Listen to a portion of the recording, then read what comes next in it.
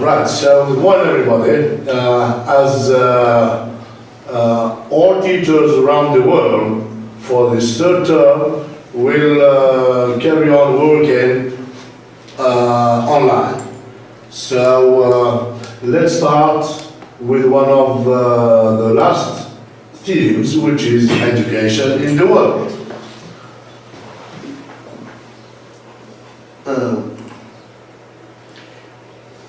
Right, here is a text about education in the world.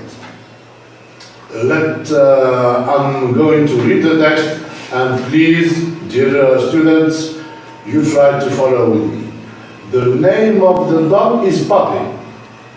This seems like a simple sentence, but in Kenya, Tanzania, and Uganda, 3 out of 4 third grade students do not understand it.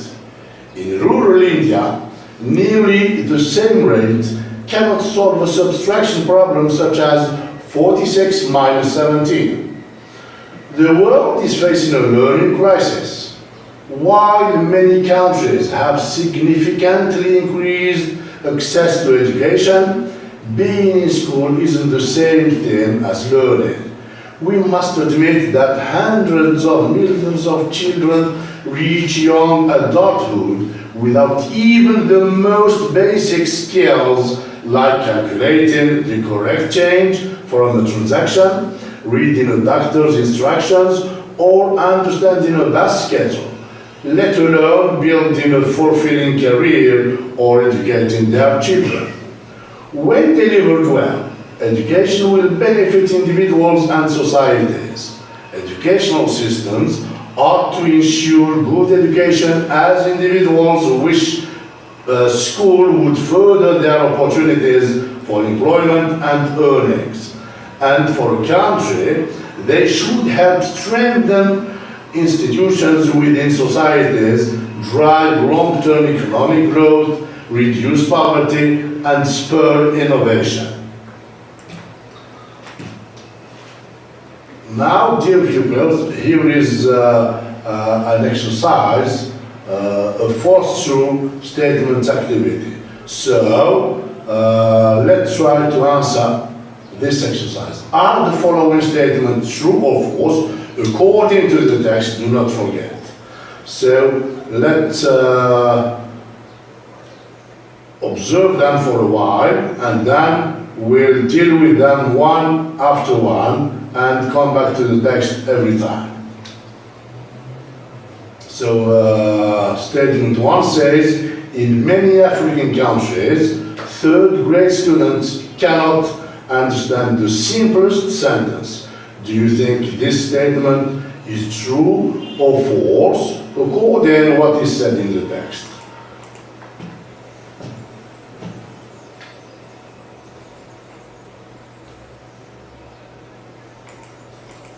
So, as you see in the first paragraph, it is said that third grade students cannot understand even the simplest sentence. So, statement A is true. Please observe statement B so that we come back to the text again and decide whether it's true or false.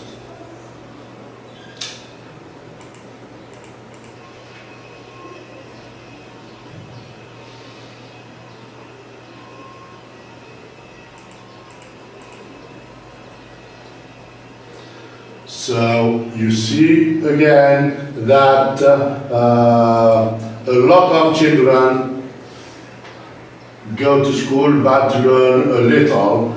This information is given again in the text. You observe again statement C.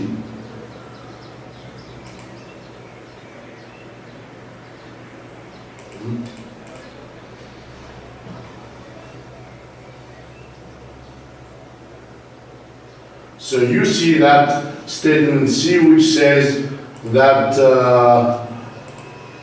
a only a small number of young adults have difficulties with the doctor's instructions is false, as shown in the text. Observe statement D, so false. Statement C is false then. Let's go to statement D. The learning crisis the world is facing today is due to a lack of schools. Is this true or false?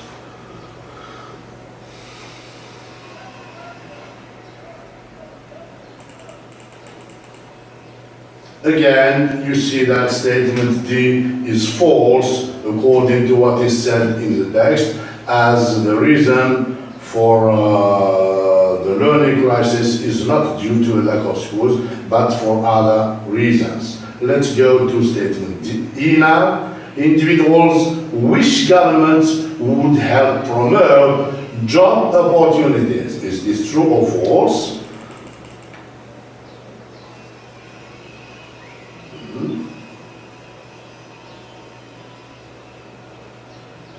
So you see that individuals indeed wish governments would help promote job opportunities.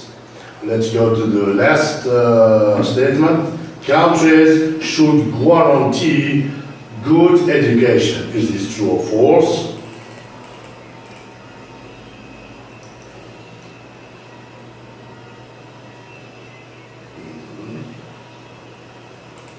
Yeah, to ensure, you see that the text, in the text it is said that governments should ensure good education for everybody. So the statement is true. Now let's answer this question. According to the text, what will happen when education is delivered well? So what do you think will happen when education is delivered well? Now let's scan or skim the text rapidly and see where the information is in the text. You see it's in the last paragraph. It's in the last paragraph.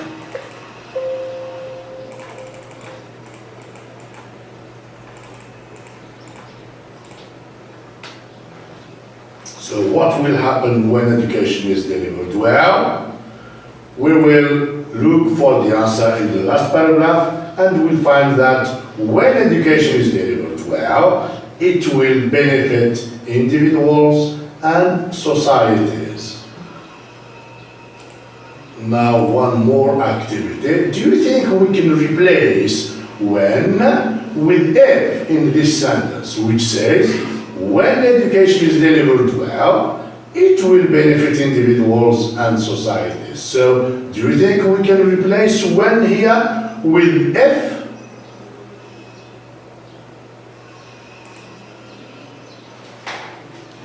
You notice that it's, of course, correct to say if education is delivered well, it will benefit individuals and societies. This brings us, dear students, to talk, to move on to a grammatical point, which is conditional sentences. So, conditional sentences. As you know, there are many types of conditional types. So there are many conditional types, and we'll start with conditional type 1, which we are concerned with in this lesson. You observe these two sentences. If a student drops out of school at an early age, it will be difficult for him to find a job later. And if education is delivered well, it will benefit individuals and societies. Now, what do we remark about these two sentences?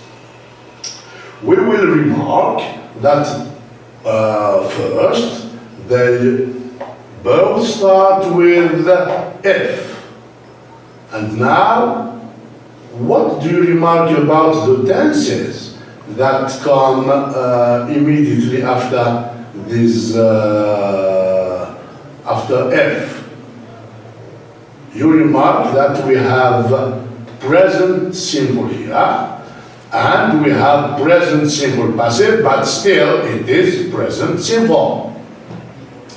And then, in the result clause, these are the conditional clauses if a student drops out of school at an early age, and if education is delivered well.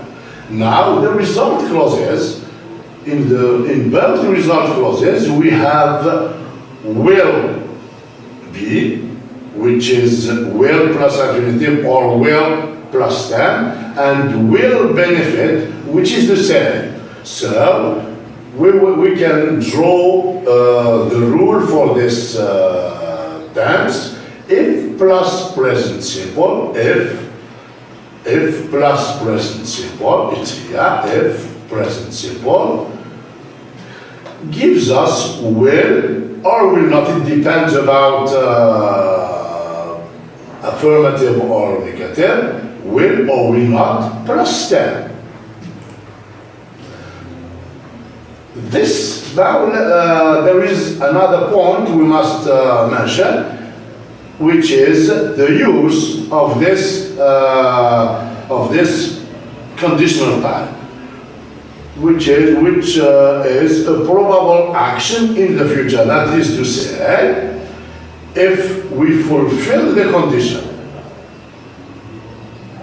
the prediction is that the action will happen.